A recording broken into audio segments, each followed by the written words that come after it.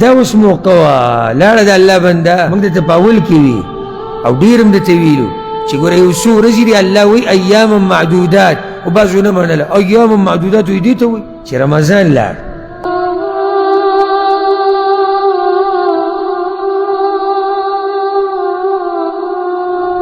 چا چې ګټله هغه وګټله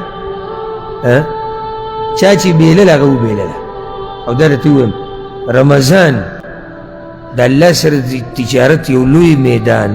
یو لوی وخت زما و تا نه لاړ اوس هغه خوشبخته من کې به ناست وي چې هغوی به ګټلي او هغه به وي چې لا نه به یې ګټلي ځکه چې هره شپه پیغمبر صلی الله علیه وسلم هره شپه الله ملایکو له نومونه ورکوي چې پلانې او پلانې د اور نه آزاد کا اوس زما سوال دا دی هسې زما او ستا د نوم به پکې چې ته راغلی خو ما ورته جواب کولی شو چې خپل څه ته وګورو عمل ته وګورو هسې داسې اواز به پکې شوی چې ملایکو دا پلانې دی پکې آزاد کړي داسې به ویلی شوي چې دی پکې آزاد کړي نو دې طرف ته سوچ رمضان لاړ چا وګټله چا وبیله موږ درته په اول کې وي او ډېر هم درته ویلو چې ګوره یو څو ورځې دي الله وایي ایاما معدودات او بعضو نه منله ایاما معدودات وایي دې ته وایي هغه پوره میاشت ده میاشت کې 13 ورځې دي په ورځ کې 40 ګنټې دي په 40 ګنټو کې 14 ګنټې زموږ روژې نن هغه خلک به که مخامخ ونه وي خو په زړه کې ارمان پاتې شو او د یېرې په دې ده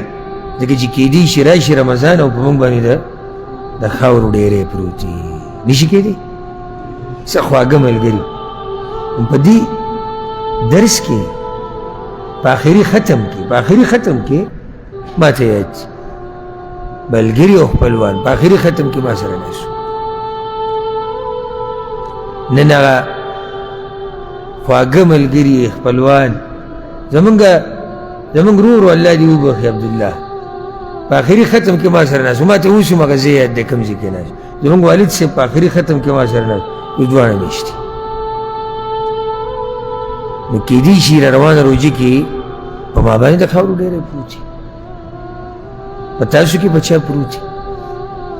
نو پاتې کېدونکي خو څوک نشته دی موږ څه لیکل راوړي دي چې موږ به را روانې روژې پر روغ پاتې شو دا اوس موقع وه لاړه د الله بنده که نصیحت یې قبول کړی خو ډېره ښه ده او که دې نه قبول کړی بیا ستا خپل کارونه موږ خو هغه څه چې موږ وي هغه درته موږ ویلي موږ خپل کار کړی خو کوتاهي تا نه شوې ده ګوره موږ به دا وي ما ویلي ملګرو ته ما که دې دنیا ته دې لږ نقصان ورسي څه خبره نه ده ویلي مو که نه مو هغه دنیا به ته اوس سټارټه کړې ځه سټارټه به کړې که نه اختر نه بعد به ترتیب بیا سیټ شي که نه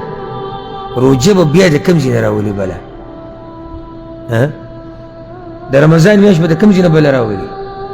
بیا به یې راولي وایي راځي به که نه کله به راځي 11 میاشتې بعد نو بیا خو ما ته دا مو وایي چې 11 میاشتې بعد به ته یې نو تاوان وشو که ګټه وشوه دې خلکو تاوان وکړو که ګټه تاوان یې وکړو او لوی تاوان وکړو معمولي تاوان یې نه کوي ځکه چې دنیا خو به زه بیا سټارټه کړم دنیا کې څه دي میاشت کار لږ ګډوډ اوس به تېر شي برابر به شي که نه نو چا چې